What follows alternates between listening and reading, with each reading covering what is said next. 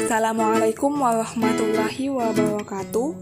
Sebelumnya saya mengucapkan terima kasih karena telah diberi kesempatan untuk memaparkan materi mengenai produksi protein sel tunggal dari kultur Rhizopus oryzae dengan medium limbah cair tahu yang merupakan tugas ketiga dari mata kuliah aplikasi bioteknologi pangan.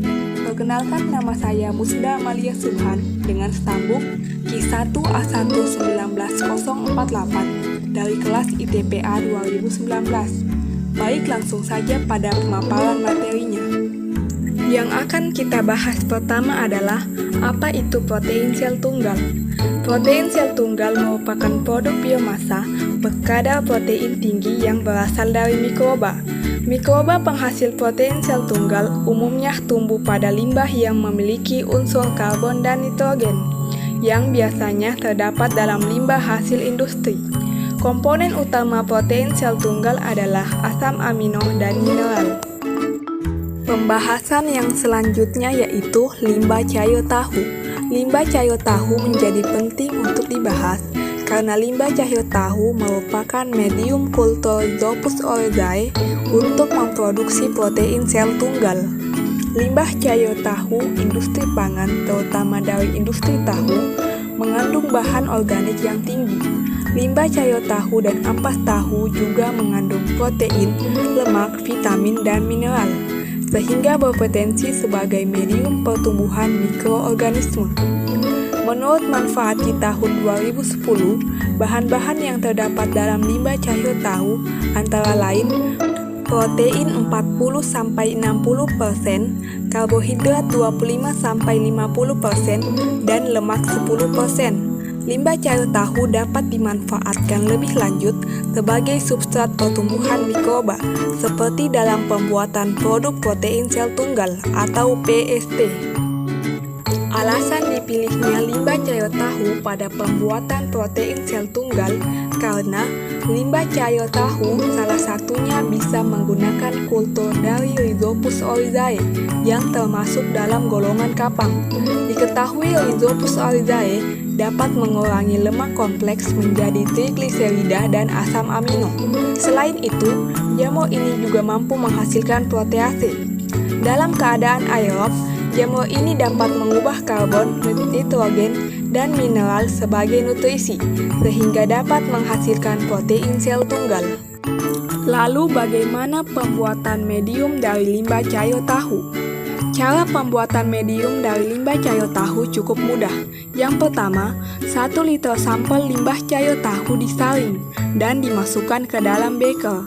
Kemudian dipasteurisasi dengan cara limbah dipanaskan pada suhu 60 derajat Celcius selama 30 menit. Lalu didinginkan dalam lemari es selama 30 menit dan dibiarkan pada suhu kamar 23 derajat Celcius selama 24 jam. Menurut Somayede KK tahun 2008, proses ini dilakukan sebanyak 3 kali. Limbah cair tahu yang telah dipasteurisasi kemudian ditambahkan KH2PO4 3H2O 0,1% dan gula pasir 2%, lalu diatur pH dengan penambahan NaOH hingga mencapai pH 4, 5, dan 6, lalu diautoklaf dengan suhu 121 derajat Celcius selama 15 menit. Selanjutnya masuk dalam proses fermentasi medium limbah cair tahu.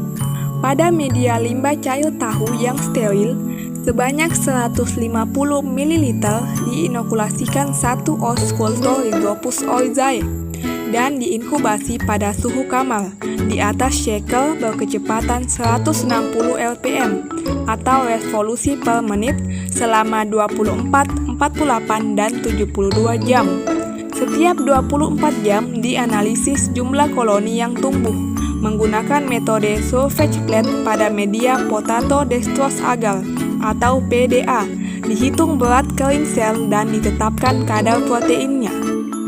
Manfaat limbah cair tahu yang dijadikan sebagai protein sel tunggal diantaranya: pertama, dapat mengurangi dampak negatif lingkungan dan perbaikan sistem sanitasi karena limbah cair tahu tidak lagi dibuang ke lingkungan tanpa pengolahan.